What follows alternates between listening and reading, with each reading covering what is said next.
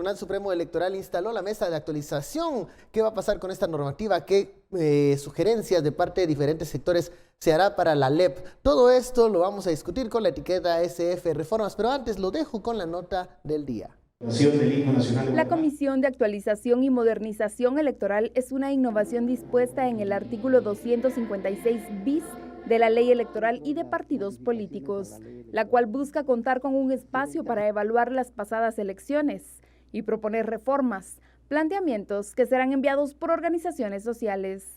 La función es de que todas las organizaciones que estén interesadas en plantear reformas a la ley electoral lo hagan durante todo este tiempo. El tribunal lo va a analizar y si lo estima viable y oportuno, formarán parte de la iniciativa de ley que planteará el tribunal oportunamente. Hasta el 15 de noviembre se habían recibido 20 propuestas de reforma a la ley electoral, provenientes de actores sociales y políticos, plazo que vence el viernes 13 de diciembre. Lo que queremos es tener para el próximo proceso electoral que se realice en Guatemala, lo que queremos son que las normas estén dictadas con la debida anticipación, que estas normas sean con la debida anticipación fiscalizadas para que el cumplimiento de las mismas sea factible.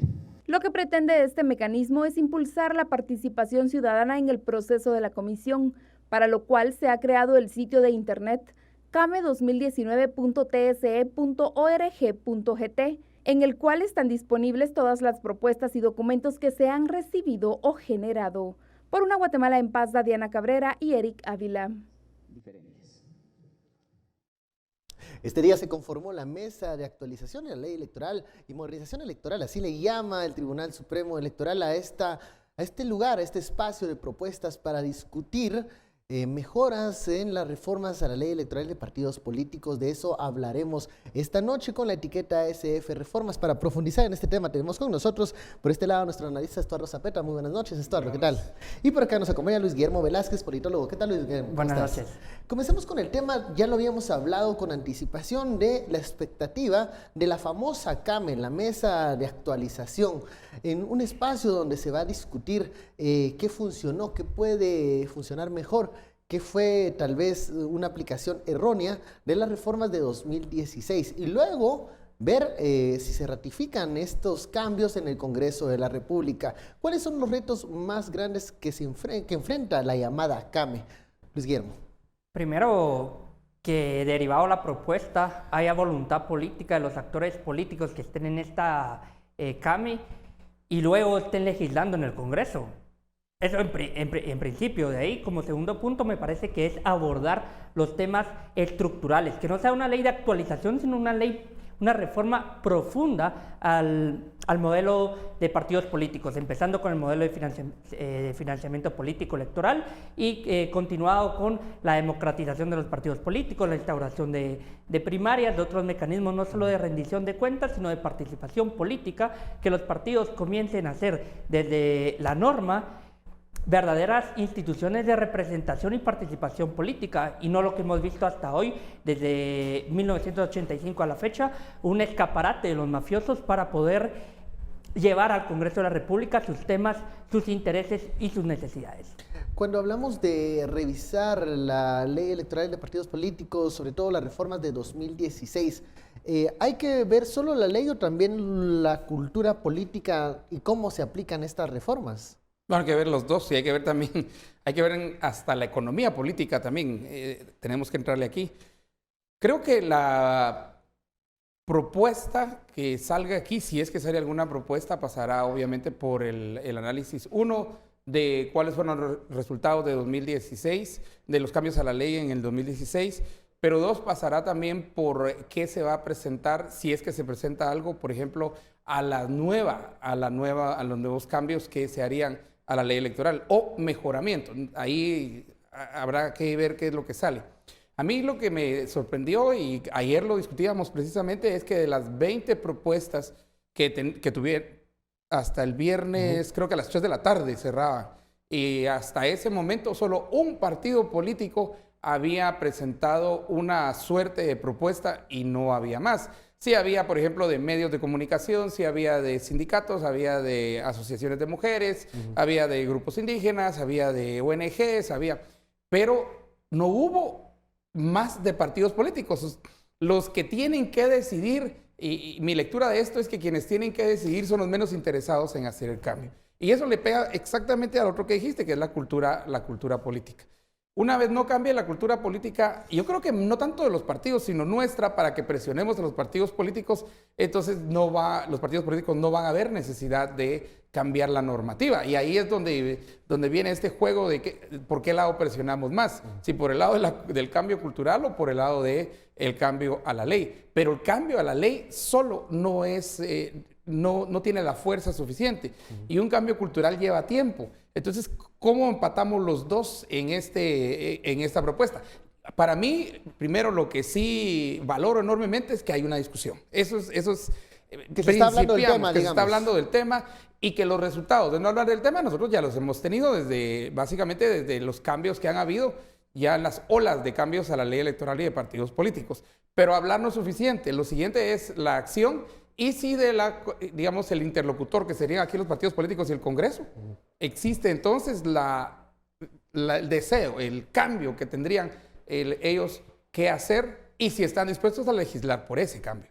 Digamos, la voluntad política de los actores que definen finalmente esos cambios. Cuando hablamos de cultura política, cuando hablamos de cambios en la ley, ¿bastan las reformas para provocar esos cambios? Seguro que no basta, pero es el principio. Si cerramos los vicios y los vacíos de lo que provoca la ley, y es que los representantes políticos le tengan que rendir cuentas a empresarios, a particulares o incluso al crimen organizado, le tengan que rendir cuentas a los afiliados. Los cambios de cultura política, los cambios en cómo se hacen las cosas de forma general, tanto de los ciudadanos y de los políticos, cambian en la medida en la que en los vicios, en los baches del sistema electoral y de partidos políticos se van cerrando.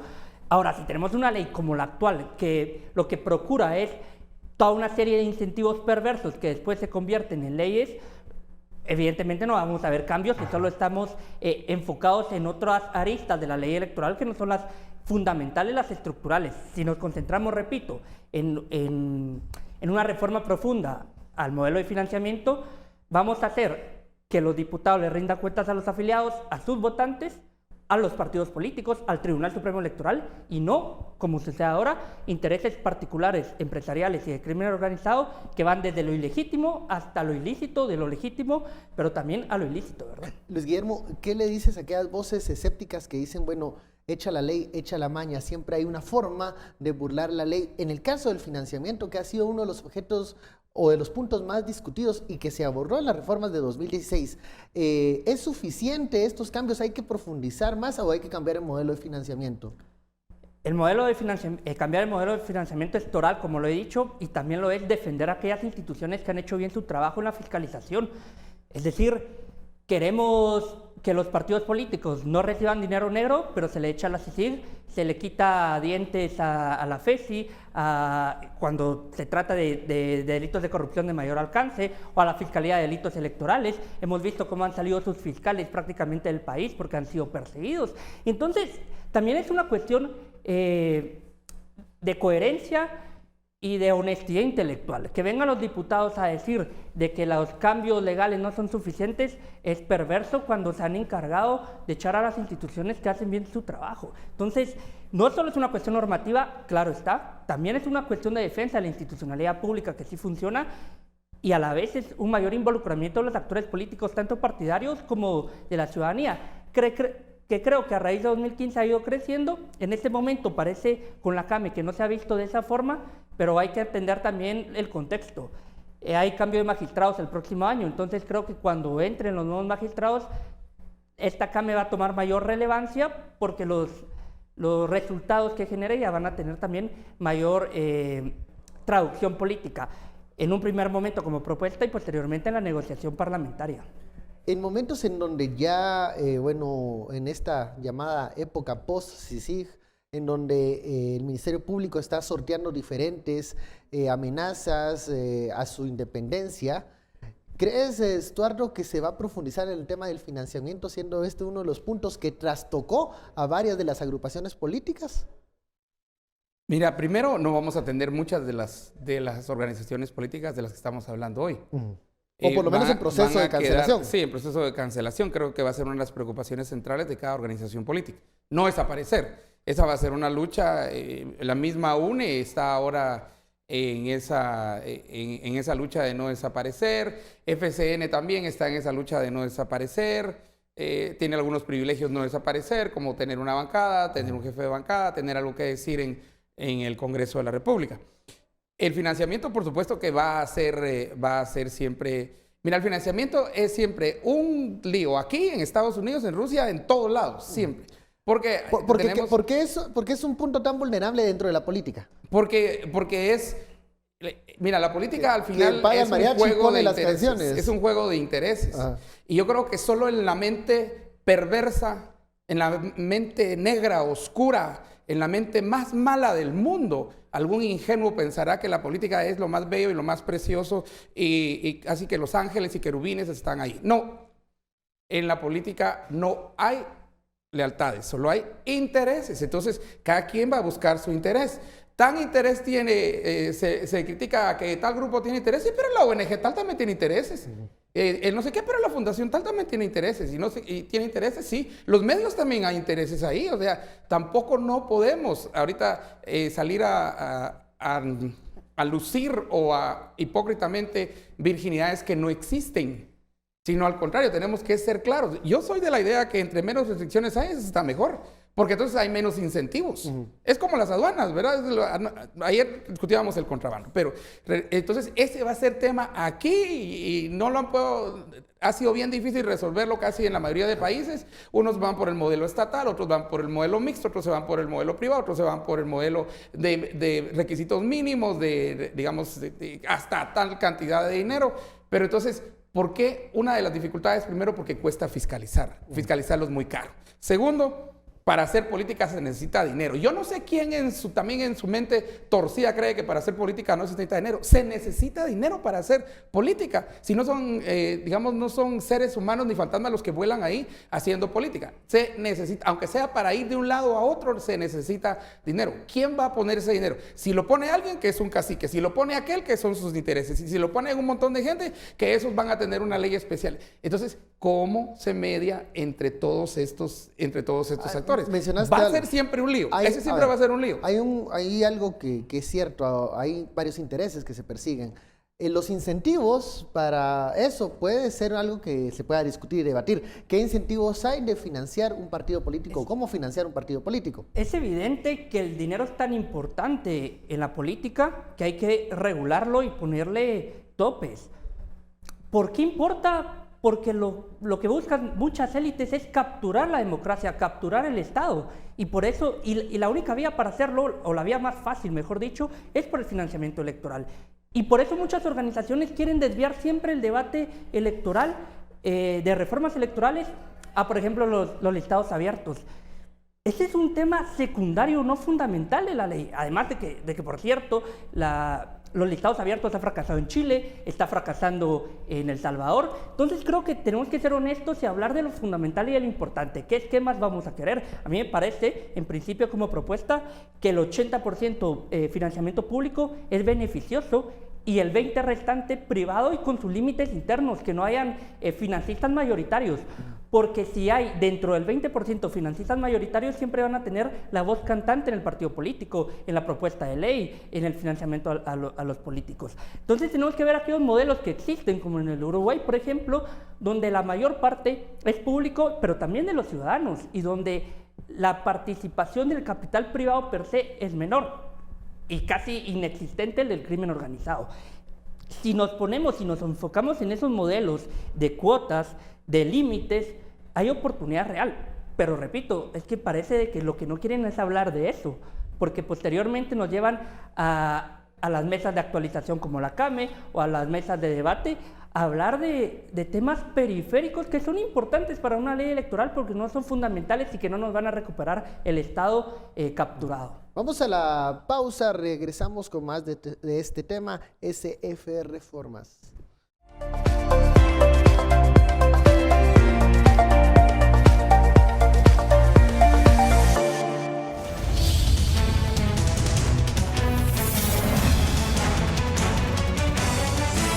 Regresamos a Sin Filtro, la etiqueta de la noche, SF Reformas. Hablábamos en el bloque anterior sobre uno de los temas que seguro será un punto de discusión en la famosa CAME, el financiamiento, las finanzas, la forma de darle dinero a las agrupaciones políticas. Luis Guillermo hablaba de modelos de 80, 20%, 80 con un financiamiento público, un 20% de un financiamiento privado. Y aquí la discusión eterna, como decíamos en el corte, es: ¿estará dispuesto el guatemalteco a financiar los partidos políticos? Que es un debate ya lo está haciendo. muy... O sea, no es si está dispuesto, ya lo está haciendo. Toda la publicidad de los partidos políticos fue financiada por nosotros, en 80-20. En 80-20. Nosotros financiamos y los 300 millones, 700 millones que valen las elecciones, también nosotros los financiamos, pues, o sea... Primera y segunda vuelta. Ya estamos en ese juego. Nosotros ya, o sea, ya no sale algo caro, digamos. Aquí la pregunta es, no solamente de dónde debe venir el dinero que usa cada partido, qué tan abierto debe ser el sistema de auditoría. Entonces, esas son las preguntas que habría que empezar a hacer en términos del dinero. Y luego, ¿cuáles son los intereses? La cuestión es que también cualquier partido naciente lo vamos a casi que matar, porque lo inició no sé quién, entonces no sirve, ¿verdad? Nunca vamos a tener, ni aquí ni en ninguna parte del mundo, un partido político que no... Miren, el liderazgo tiene eso. Las élites generalmente son las que dirigen un cambio. Las masas no hacen cambios, las masas siguen. Son las élites las que sacan la cabeza y están dispuestas a que les vuelen la cabeza, ahora, como en todas las revoluciones y así es. La pregunta sería, ¿las élites en este momento quieren un sistema de partidos políticos más transparente, donde haya unas finanzas o un sistema de financiamiento que sea fiscalizable? Y las élites que tienen intereses. Y me refiero a todas las élites académicas, de ONG, la iglesia, militares, empresarios, todos, medios también. Entonces hay intereses. Y no es la política al final del día, conciliación de ese juego de intereses de una manera pacífica y de una manera productiva. Y entonces... Y negociadas. Negociado, sí, tiene que ser negociado. Y digamos, los grandes acuerdos, y pues, uno de nuestros analistas ha explicado eso, Daniel, de los acuerdos de la Moncloa, hay acuerdos a los que tenemos que llegar en cierto momento, sabiendo que nadie se va a llevar todo, que al final va a ser el mejor escenario va a ser aquel en el que entremos todos, ¿verdad? Sabiendo que hay que ceder algo, pero también hay que pelear por algo. Y financiamiento solo es un tema de los partidos políticos. La elección misma de cómo la hacemos es otro gran tema. Lo de los distritos simplemente quedó fuera porque la CC dijo eso es inconstitucional. Eso ya no se puede discutir. Y entonces dejémoslo ahí, a no ser que se vuelva a discutir y los nuevos magistrados, cuando tengamos nuevos magistrados de CC, si es que primero tenemos de Suprema, ¿verdad? Primero de Suprema, después de CC, sí, porque si no, no podemos conformar CC. Entonces entremos a la discusión de si realmente la distribución es realmente inconstitucional o no. Hasta ahorita hay por lo menos una decisión de la CC. Entonces, también ahí, ¿cómo vamos a entrarle nosotros en la elección? Por ejemplo, cosas... parecerán para algunos tan sencillas, pero ¿elegimos o no elegimos gobernadores? ¿Tenemos un sistema diferente de representación a nivel local o no tenemos un sistema de representación local? ¿Seguimos con el sistema centralizado o lo descentralizamos? Que descentralizar muchas veces es estirar en la burocracia. Lo descentramos quiere decir que damos desde un centro nuestro modelo latino ibérico que nos quedó aquí, nos quedó en el centro todo. Por eso en los parques usted ve la iglesia, la gobernación, todo lo ve, porque ese es un modelo, es una forma de pensar, ¿verdad? Entonces nos deshacemos de esa forma de ver el mundo y lo miramos de manera mucho más descentrada. Entonces esas son las cosas que tendrían que entender los políticos. La contraparte, el interlocutor. Pero, oh sorpresa, hasta este momento yo no veo interlocutor. Cuando mencionas todos estos temas, Estuardo, la CAME tiene también una tentación, o digamos, puede caer en una tentación, y lo mencionaba Luis Guillermo al inicio del primer bloque, presentar demasiados temas que todo el mundo quiere discutir. Las prioridades discursivas de lo que se debe debatir, ¿cuál deben de ser? Algunos mencionan que el financiamiento, otros dicen que el sistema de representación o la democracia interna de los partidos políticos. En este último tema, ¿qué tanto van a avanzar? Sobre todo conociendo que muchas agrupaciones políticas tradicionales están centralizadas y no son democráticas.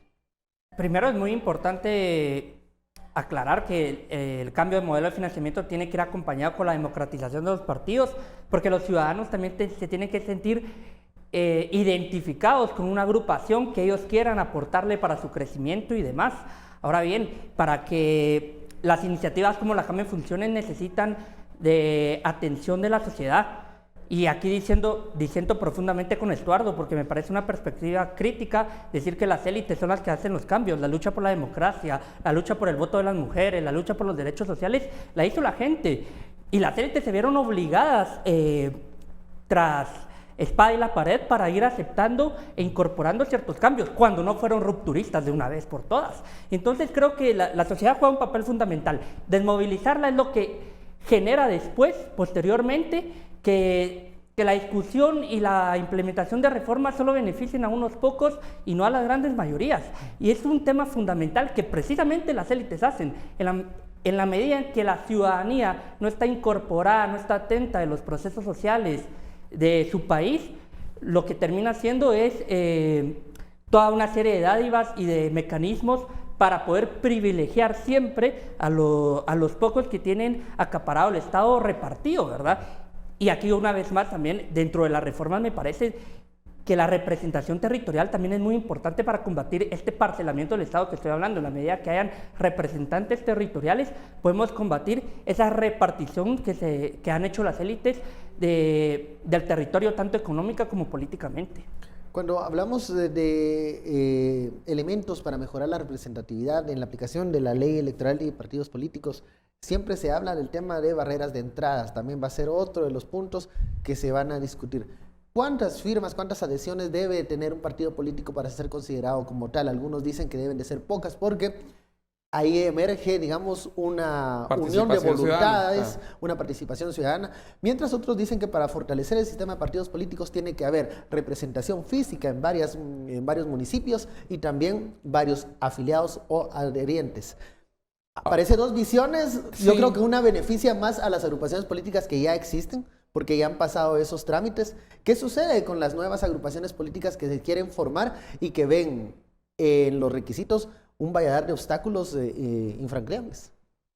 Como nosotros no tenemos una tradición pues de partidos fuertes, o sea, nunca hemos llegado nosotros a un bipartidismo. Curioso que en la historia de Guatemala teníamos antes liberales y conservadores, esos eran como nuestros partidos políticos ahí en la lucha por el poder y se tornaban el moco unos y otros, ¿verdad? Pero de ahí empezamos en la era de la democracia, ¡fum!, se dispersó todo y empezaron a salir partidos como hongos. En realidad no hay un modelo, ¿qué es lo que queremos nosotros? ¿Y qué es lo que queremos? Ojalá querramos lo que más funcione para nosotros. Porque puede que, digamos, la tendencia sea como estamos viendo ahorita, ¿verdad? Después de la fauna de partidos que tenemos y la flora también que tenemos ahí, vemos que se está reduciendo. Y se está reduciendo de manera natural porque quebraron las normas de financiamiento, principalmente de financiamiento. Entonces, puedes tener pocos partidos. Pocos partidos se da dentro de una tradición bipartidista. Puedes tener muchos partidos con bajo precio de entrada, bajo costo de entrada, pero al mismo tiempo eso va a probar que hay una dispersión enorme. Generalmente en los lugares donde están divididos por cantones vamos a encontrar esa dispersión de partidos. Pero esa es una tradición que ya se trae desde hace mucho tiempo. Nosotros no tenemos esa tradición. Mira, 27,000 por ahí es que tiene que tener uno ahorita firmas en cruce registradas para hacer un partido político. Por ahí está la cosa, 27,000 firmas y está un partido político ya establecido. Entiendo que en este momento hay como arriba de 30 grupos que ya están formándose ya están organizándose para la formación de un partido político. De hecho, hoy en la mañana hablé con personas de un partido político, pues no es ni comité pro formación, pero ya tienen la idea. Es un grupo de personas. Es un grupo de personas, ciudadanos que se juntan y así de repente le cuentan a uno del otro y cuando uno siente son 30. Nosotros lo que hemos visto y lo que hemos visto aquí en que es que esa democratización es hacia afuera, hacia la representación de los partidos en la sociedad. O sea, tenemos pura lotería, ¿verdad? Tenemos digamos, tenemos el alacrán, el partido de las víboras, el de los sapos, el de las, tenemos las ratas y todos, ¿ya? Pero hacia adentro, digamos, ¿cómo eligieron las ratas a sus representantes? ¿Cómo los alacranes eligieron a sus representantes? ¿Cuáles son las normas de elección? Nosotros, por ejemplo, un intento hemos tenido de elecciones primarias que cuando el Patojo... Terminó muy mal. Horrible. Cuando el Patojo perdió, dijo, me llevo la pelota y se fue, ¿verdad? Y fue a hacer su otro partido. Fue a hacer su otro chamusca por otro lado. Entonces, no tenemos esa tradición. Entonces, ¿cuál es la democratización? ¿Cuál es la democratización de que estamos hablando? Interna. Externa ya sabemos que hay un montón, pero interna... Yo las combinaría. Si bien es importante rebajar las barreras de entrada... Vamos a la pausa y regresamos con Luis Guillermo, la etiqueta SF Reformas.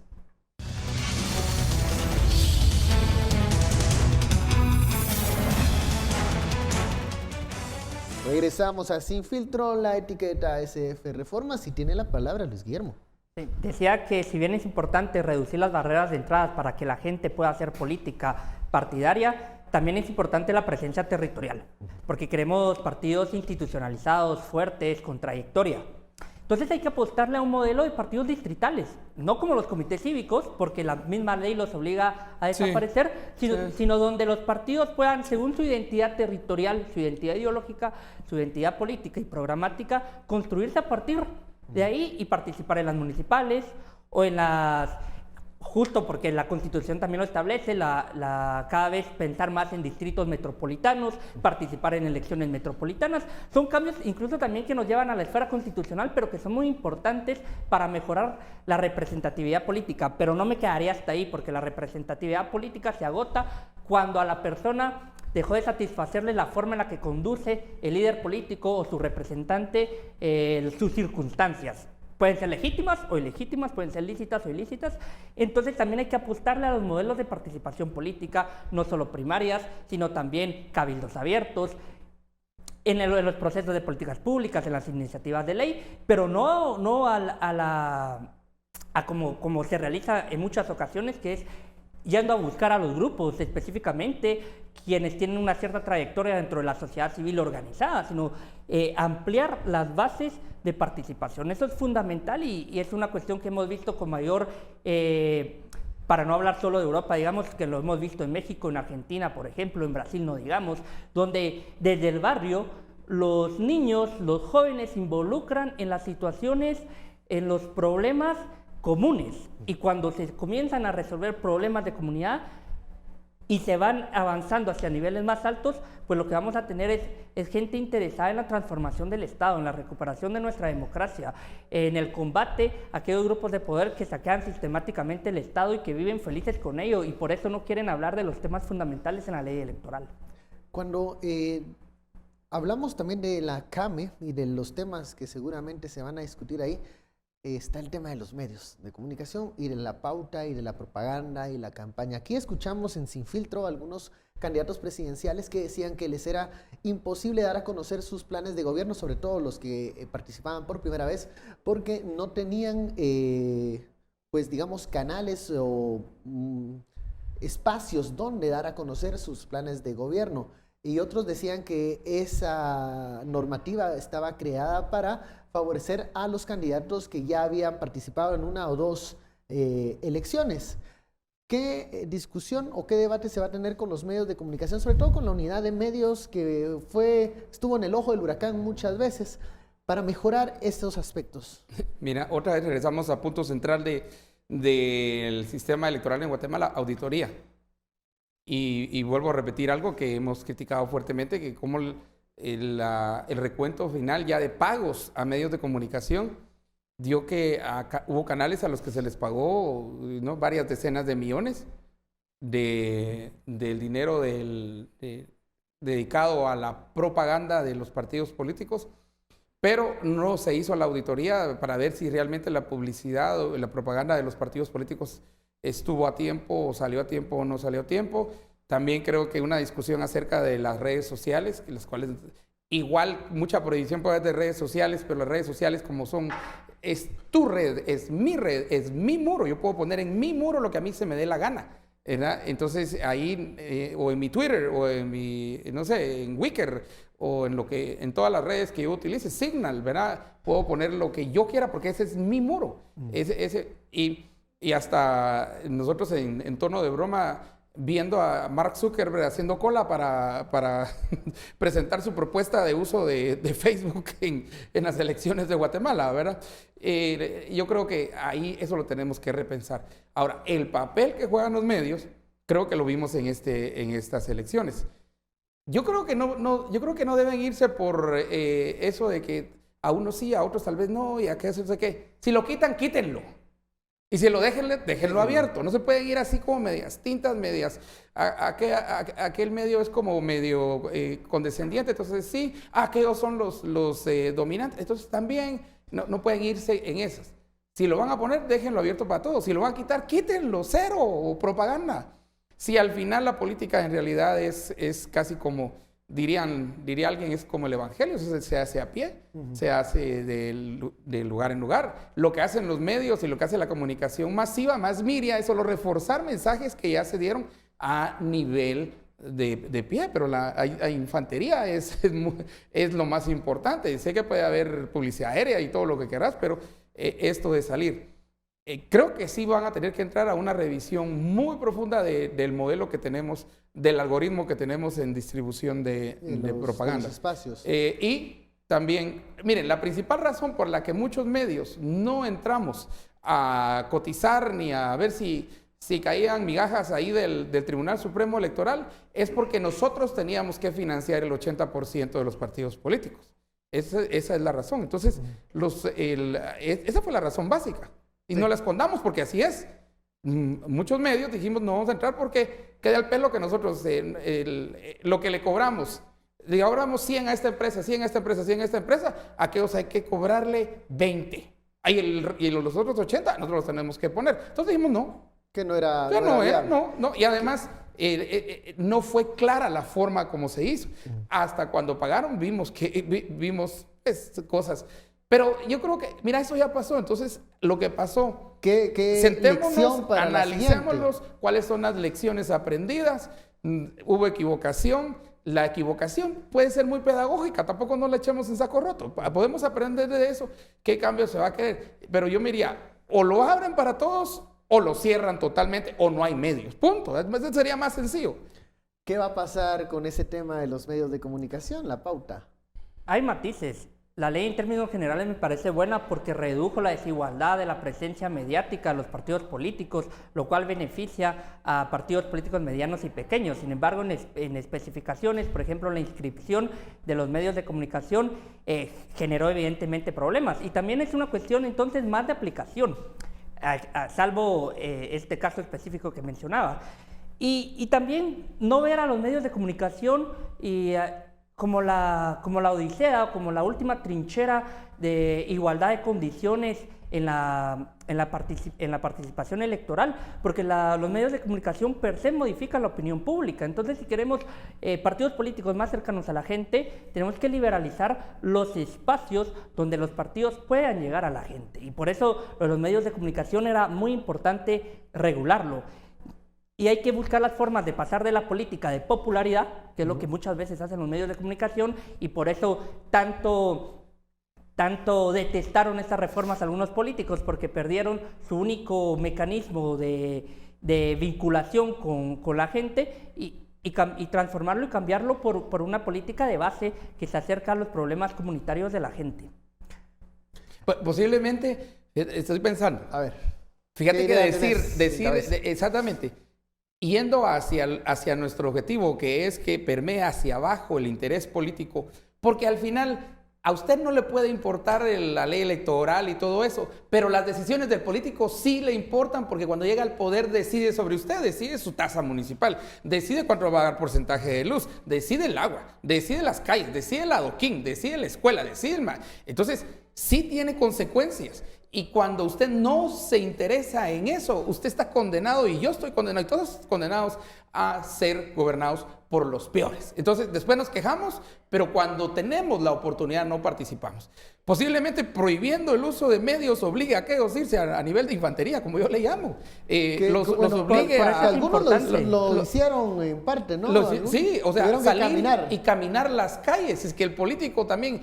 el político solo en la zona viva, pura ONG. Pura ONG solo en la zona viva, no salen de la zona viva. No, hombre, van a caminar.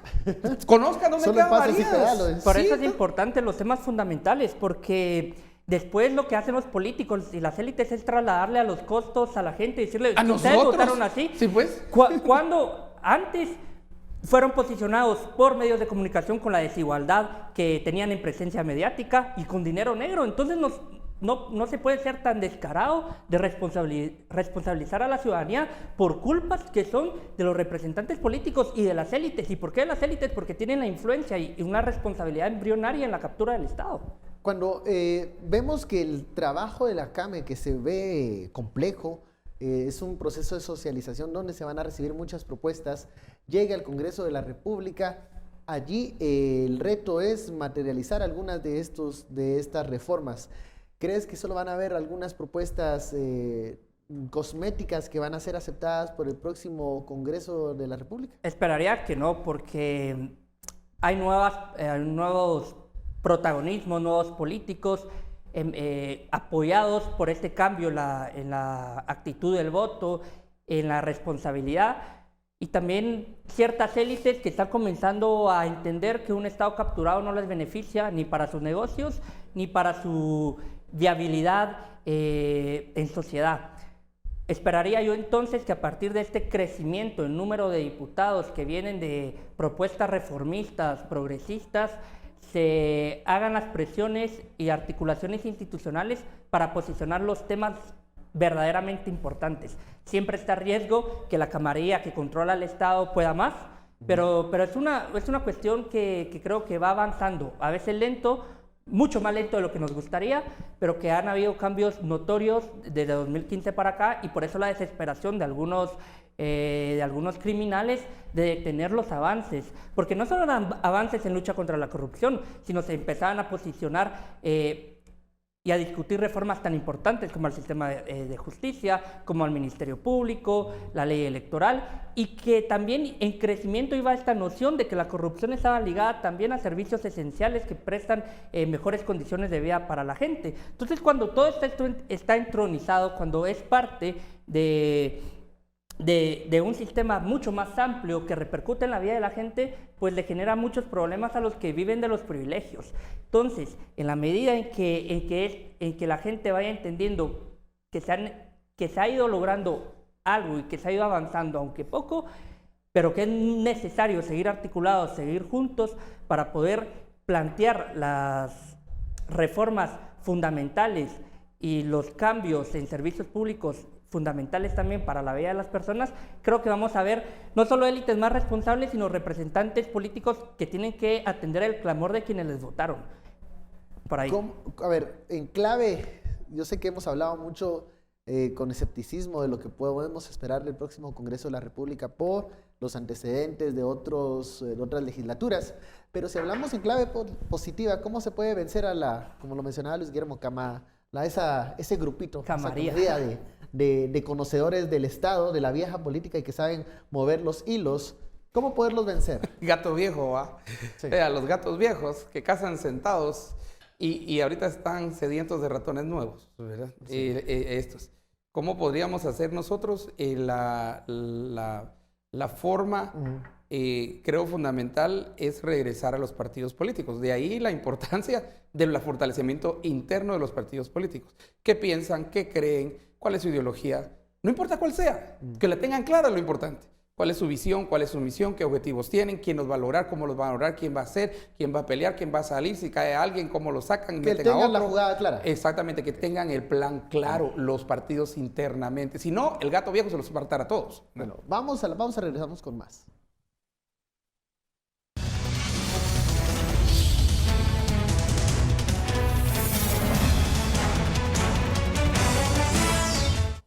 Ya veía usted en la nota estas declaraciones del presidente electo Alejandro Yamatei como parte del segundo tema de la noche, la postura de la nueva administración sobre estos cambios al Código Procesal Penal, específicamente la figura de aceptación de cargos. El presidente electo dice de que no hay que hablar demasiado, sino que hay que analizar, porque no es tan malo todo lo que se está diciendo alrededor de esta controversial aprobación en el Congreso de la República. ¿Cómo podemos comenzar a analizar esto? El tema de aceptación de cargos ha sido un tema polémico, porque fue una figura que se discutió y que se pensó necesaria para desahogar el sistema de justicia, y ahora se está planteando como una estrategia para generar impunidad. Sí, vamos a ver. Se planteó como eso, pero esa no es la discusión que necesitamos. La discusión que necesitamos nosotros es la prisión preventiva. Que también hay ahí algo en espera para modificar en espera, eso. Sí. Pero una cosa es discutir la rebaja de penas, otra es discutir la prisión preventiva. Aquí es gato por lagarto. Ni gato por liebre, sino es peor. Gato por lagarto que están dando estos. Okay. No ese no era el objetivo. Si estos se están columpiando, estos se están columpiando. Y miren, bien sencillo, ellos están legislando para sí mismos. Y yo creo que aquí los asesores, si es que tiene algunos, el presidente electo, él y ellos deben entender que aquí hay el Código Penal lo tienen que dejar tranquilo. Y el problema real que tenemos, si ese es el objetivo, si congestionar, deshacinar, iba a decir yo, las cárceles, no es por la reducción de penas que se va. Sería por una discusión real y el cumplimiento, si ya se puede hacer con la norma que tenemos, y la ley tiene tiempos en los que puedes estar en prisión preventiva, y después de ese tiempo, si no te han dicho por qué, igual uno tiene que salir. Entonces aquí se están columpiando, aquí nos están diciendo, miren, es esto el fondo de la discusión. No, eso nos quieren engañar, pero vamos a hacer todo esto. Ahorita sale lo nuevo, ¿verdad? De si alguien cumple 64 años en la cárcel, sale pues. Y si tiene padecimientos. Sí. Y digamos, eso lo determina, pero ya lo tenemos también previsto, eso lo determina un juez. Pero eso de los 64 años, yo me quedé pensando, ¿quién tendrá 64 años? Sí, ¿qué expresidente que esté preso va a cumplir 64 años? Esa fue mi primera pregunta, sí, ¿verdad? Bueno. Entonces, esas son las cosas que esta ley, que esta norma, yo creo que quieren abarcar mucho, protegerse mucho, y al final... Rápidamente. Y rápido, porque que está al final... corriendo. Miren, despacio que hay prisa, no funciona para ellos, sino rápido porque hay mucha prisa. Puede caerse. Además, esto tiene que pasar todavía, nos guste o no nos guste, el tamiz de la Corte de Constitucionalidad. Cuando ya sea publicada como una norma. ¿Qué está pasando con estas leyes? La postura del presidente electo, que pareciera decir, bueno, no hay tanto problema, es una figura provechosa, es una figura que puede tener ventajas, pero nos regresa al tema de aprobación de leyes que parecieran tener cierta dedicatoria. Las declaraciones del presidente electo son irresponsables, incorrectas y preocupantes, porque deja entrever que está de acuerdo con la ley de aceptación de impunidad. El actual Congreso, el del Pacto de Corruptos, el de la Comisión de las Mentiras, el de la ley de aceptación de impunidad, ha demostrado que cada vez que llega al Congreso es para hacerle daño al país, y que el presidente electo lo esté celebrando en declaraciones es sumamente irresponsable y no augura nada bueno. De su gestión se debería de esperar que retome las discusiones importantes, y son las de las reformas no solo en el legislativo, sino también en los cambios gubernamentales que se necesitan. En vez de estar hablando de política de ambiente, en vez de estar hablando de cómo recuperar la economía, de cómo poder devolverle los servicios públicos a la gente, está aplaudiéndole al Pacto de Corruptos, que una vez más, como no podíamos esperar de otra forma, llegó al Congreso de forma masiva solo a procurar impunidad.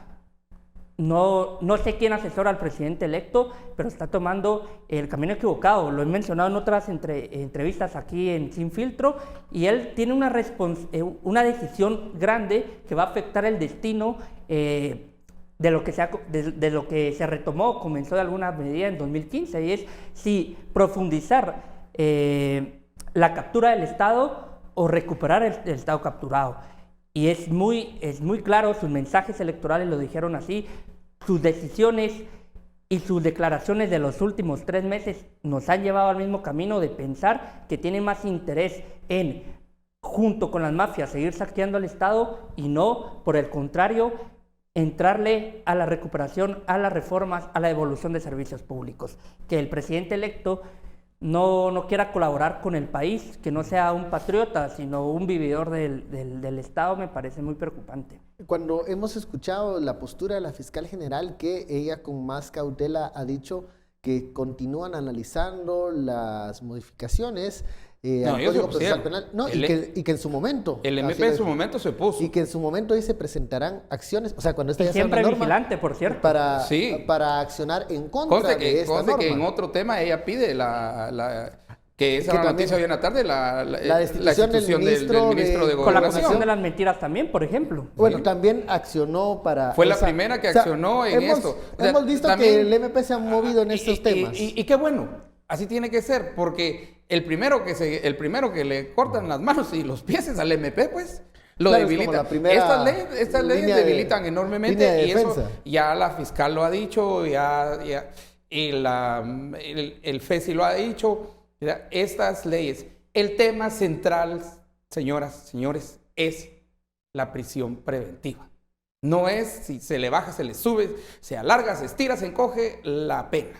Ese no es el tema. El tema es prisión preventiva, porque la base del tema, pues lo dijiste y así es cómo descongestionamos las cárceles. Entonces, no es rebajando penas. Es un problema estructural que no es culpa de CICIG, por cierto, sino que viene de años atrás en el Estado y que daña mucho el sistema de justicia en el país. Otra vez, ¿quiénes fueron los que detuvieron las reformas al sistema de justicia? Es que aquí tenemos que ser claros y honestos. Hay una camarilla que de forma sistemática quiere retener la captura del Estado. Y creo que las investigaciones de la CICIG son valiosas precisamente por eso, porque nos desentrañaron un Estado que creíamos que conocíamos y que era mucho peor. Bueno, ¿qué va a suceder con esta normativa? Muchos creen que encontrará un filtro en la Corte de Constitucionalidad, pero hay otras iniciativas de ley que se siguen discutiendo en el Congreso de la República. Ya lo hemos hablado acá en Sin Filtro, el tema de la modificación a la Ley Orgánica del Ministerio Público, el tema de el debido proceso también, y la prisión preventiva, que también ha sido otro de los puntos que se ha abordado. ¿Alcanzará esta legislatura, que ya finaliza el 14 de enero, para abordar estos temas? No. Algunos es incluso preocupante que puedan legislar en esa línea. Mira, a veces también me pregunto si no están sacando todos esos temas porque no quieren que miremos el presupuesto. O haciendo bulla por otro lado. Haciendo bulla por otro lado, ¿verdad? Y ahí todos compadres y comadres hablados están haciendo bulla con esto, sí, que la redención de penas y todo eso. Pero el gran tema del presupuesto, entendiendo que la gente que viene al final del día prefiere seguir con el presupuesto que tenemos en el 2019 para el 2020, porque tiene menos candados que un presupuesto que viniera 2020 aprobado con más candados. Esa es realmente la línea final de esta discusión. Pero no les va a alcanzar el tiempo. ¿Alcanza el tiempo para esta legislatura para abordar estos cambios? Esperaría que no, pero siempre nos logran demostrar lo contrario, que todo lo que es para afectar al país están al día siguiente, y para lo que es para recuperar el país nunca aparecen. Creo que el mensaje es claro y es contraproducente, y es triste reconocerlo, porque los diputados han sido elegidos para legislar, pero lo que mejor puede hacer los diputados de la actual legislatura es no hacer nada más, ni legislar, ni hacer cuestiones administrativas, porque han perdido la ilegitimidad por completo, y la poca legalidad que tienen proviene de una elección que ganaron, pero que necesitaron posicionarse en esa elección con dinero ilícito y con desigualdades graves en el régimen de medios de comunicación, por ejemplo. Bueno, hemos llegado al final de este análisis. Muchísimas gracias, Estuardo, Luis Guillermo. Gracias. A usted muchas gracias por su sintonía y preferencia. Esto fue Sin Filtro. Feliz noche.